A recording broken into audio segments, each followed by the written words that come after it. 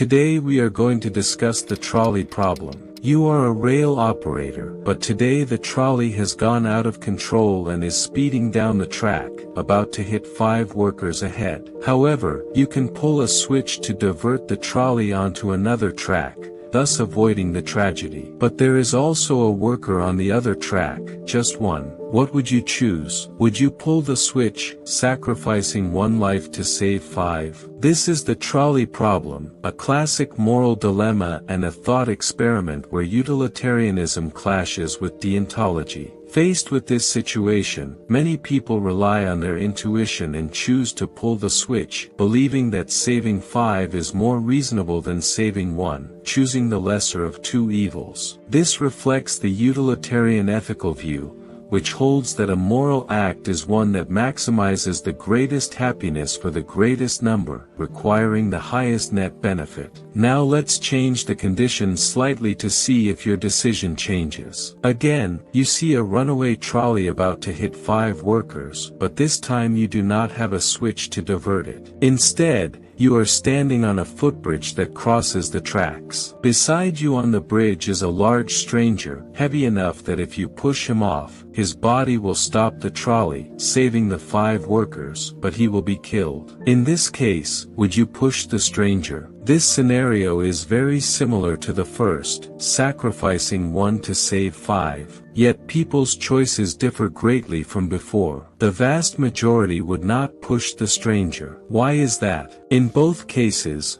1 is sacrificed to save 5. Deontology, represented by Kant, argues that the core of morality is not the outcome but whether the action itself conforms to moral principles. For example, treat people as ends in themselves, never merely as means. One must not actively harm an innocent person, even if it leads to a good outcome. Actively using someone as a tool to harm them clearly violates this ethical view. Let's consider an even more interesting and extreme scenario, again, sacrificing 1 to save 5. This time it takes place in a hospital. You are a doctor. 5 patients urgently need organ transplants. Without them, they will die. At that moment, a healthy stranger comes to the hospital for a routine checkup, and his organs perfectly match the 5 patients. You realize that if you secretly kill the stranger and take his organs, you can save the 5. Would you kill the stranger? This question should elicit an immediate answer from everyone: no. Actively killing an innocent person to save the majority completely crosses a moral line. This shows that a simple numerical comparison is not the sole criterion for moral judgment. Factors such as whether the action actively causes harm and whether a person is treated as a tool all play a role in determining morality. The core value of the trolley problem lies in revealing the complexity of human moral judgment. Our moral intuition is not purely utilitarian or purely deontological, it is a mixture of both logics. Moral judgment